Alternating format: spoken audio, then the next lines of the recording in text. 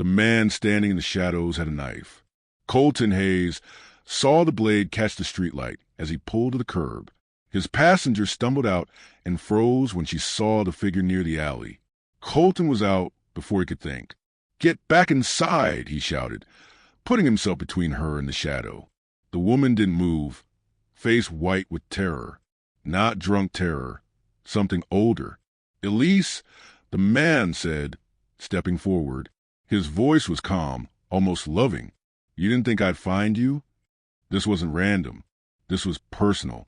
"I said get inside," Colton repeated, pushing her toward the door. The man stepped closer. "This isn't your business. Walk away." "Can't do that." "Then you die too." Colton had been in fights before, but a knife was different.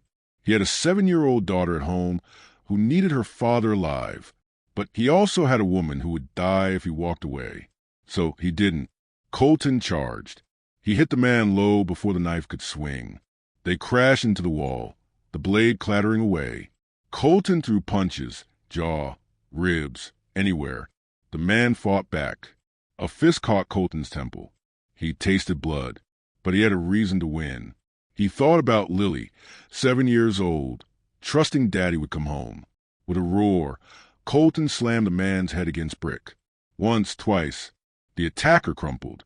Behind him, sirens.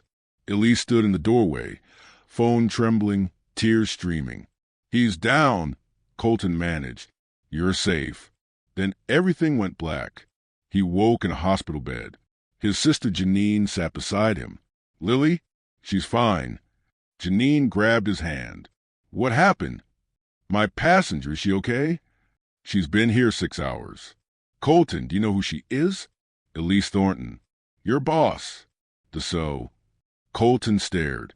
Elise Thornton was the ice queen of Thornton Logistics. He'd worked there 3 years and never seen her look anything but cold. "She wants to see you." The door opened. Elise looked different, eyes softer, redder. "Colton, may I sit?" For a moment, she said nothing. "You almost died for me." "I did what anyone would do." "No, most people would have driven away." "Why?" "Because you needed help, and I was there." Elise's composure shattered. Tears spilled. "I'm sorry. You don't know me and you almost died." "Hey!" Colton touched her arm. "I'm okay." She laughed through tears. "The man, you knew him." Her face went pale. "Victor Crane, my ex-husband. He almost killed me 10 years ago. Beat me so badly I was hospitalized 2 months. He went to prison for 20 years but got out early. He pretended to be reformed so he could finish what he started." "How long has he been stalking you?" 3 weeks. Photos everywhere. Last night, one time stamped 5 minutes before I arrived. I knew he was watching. I drank too much and called for a ride, and he was waiting." "Yes." "Why?" "You have a daughter. Lily, you're all she has. Why risk your life for a stranger?" "Because if something happened to my daughter, I'd want someone to help her." Something shifted in her expression. "I've spent 10 years building walls, making sure no one could get close. I became cold because cold felt safe. You're the first person who protected me since my father died. Just focus on staying safe. Let the police handle Victor." "I will, but I need to thank you, not with words, with actions." 3 days later, he found an envelope, a letter on company letterhead. "Dear Mr. Hayes, effective immediately. You are promoted to warehouse operations director. Your salary will be tripled. Your hours will be daytime only. A company vehicle will be provided. Health insurance for you and Lily is fully covered. This is recognition of the kind of man you are. With gratitude, Elise Thornton." Colton read it 3 times, then sat and cried. That night, he took Lily for pizza. "Daddy, you look different." "Different how?" "Happy, like when Mommy made you laugh." Megan had been gone 4 years. "I am happy, sweetheart. Things will be better now." The weeks were wonderful. Colton threw himself into his role, treating workers with respect. Elise noticed. She started visiting more. One afternoon, lunch. "You've changed the warehouse. Productivity is up." I just treat them like humans.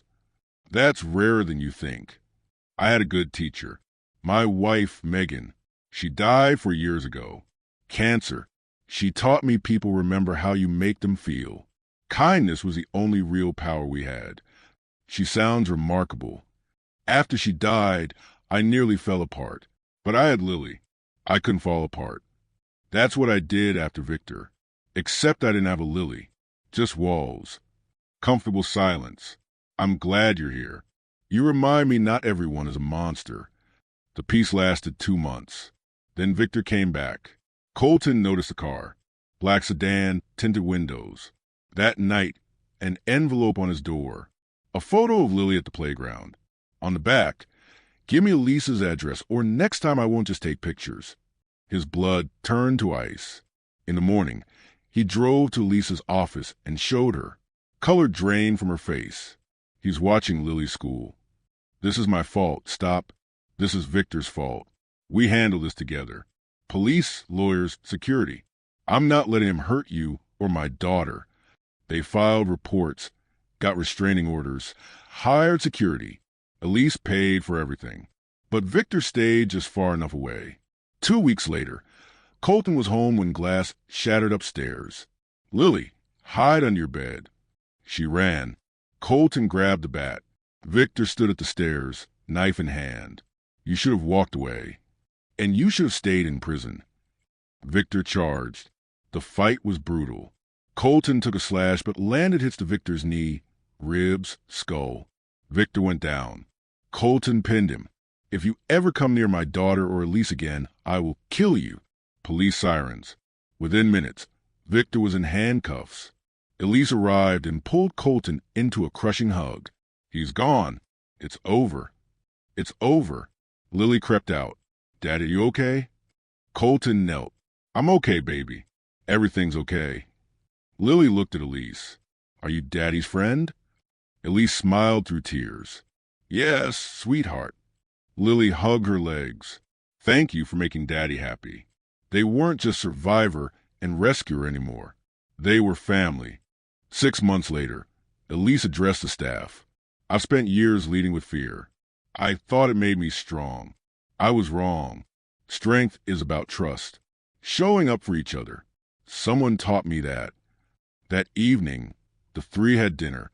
Not a date, just family. Lily showed drawings. Elise helped with homework.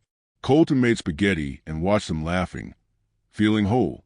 Later on the porch, Elise said, You saved my life twice. Once from Victor, once from myself. You saved mine too. She leaned against his shoulder. What happens now? We keep going. We keep showing up.